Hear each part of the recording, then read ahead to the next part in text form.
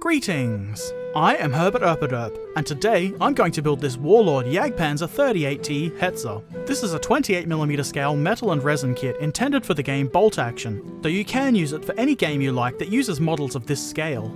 The back of the box has a picture of a painted example of the model, a picture of the included commander, and a few paragraphs of information about the vehicle. Inside the box we have bubble wrap. Take your time and enjoy the bubble wrap. Now let's take a look at the parts. No instructions are included, though there is an exploded diagram on the store page for this model. The metal parts are really shiny under the lights. They don't look too bad, though there is quite a bit of flashing on the gun which will need to be cleaned up, and the machine gun is a little bit bent. There is also one two-piece commander figure. He looks okay. The exploded diagram seems to suggest that there should be 3 commanders to choose from. I don't know if that's actually the case or not though. The hull, for the most part, is okay. It looks like it has been hand sculpted, and so some of the details are a little bit rough. That's not a bad thing at all. I think it looks good, except for the front end, which is a bit miscast and has a bit of flashing. It will need a lot of work. The tracks aren't too bad. They do have a little bit of detail on the inside. The detail on the tread is pretty nice. The outsides of the tracks are really quite well detailed and do look good, though the road wheels do appear to be a little bit stretched downwards. That could very well be my imagination. It looks good enough anyway. Time to get to work. Here you can see just how bad the lower front part of the hull looked. One of the lift point parts is almost entirely missing due to miscasting. The rear of the model looks just fine. Needless to say, I found this quite disappointing. I did a lot of filing to see if I could at least try to get that area of the model to look passable. I have to be honest, I'm really not pleased with how this looks.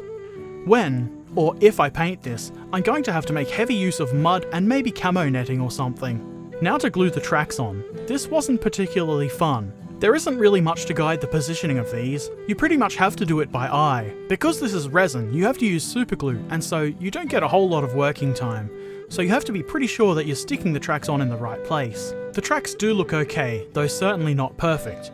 They did attach to the hull at a slight angle. Now to attach the gun. This needed a significant amount of work with the file. I used the rounded side of this file for the rounded parts of the gun. I filed the end of the gun flat. I normally would drill out the end of the gun barrel, but I didn't feel the extra effort would be worth it on this model. The gun part doesn't seem to fit very well onto the hull part. It would seem that this was designed so the mantlet would sit much higher on the hull. I looked at a bunch of pictures of actual Hetzers, and that just doesn't look right. The way I've glued it on is very precarious, and I think it will be very easy to break the gun off. Time to attach the hatches to get this finished. The hatches went on really easily and fit relatively well. There is a bit of a gap on some of them, though nothing too bad. As a final touch, I cleaned up and then glued into place the machine gun. That is one 28mm scale Warlord Hetzer completed.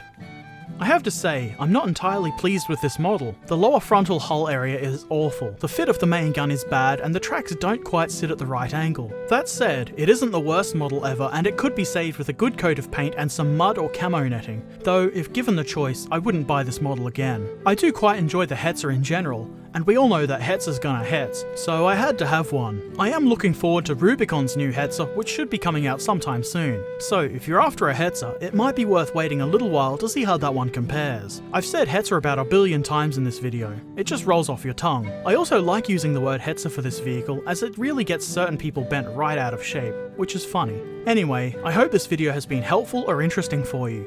I'd love to see any comments or questions you might have in the comment section below on Facebook or Twitter, the links for which are in the description. If I feel it warrants it, I might address your comment in a future Ask a Herbert Erpaderp video. I'll put a link to the most recent one up somewhere if you want to check that out. As always, don't forget to subscribe if you would like to see more. Thanks for watching. Farewell.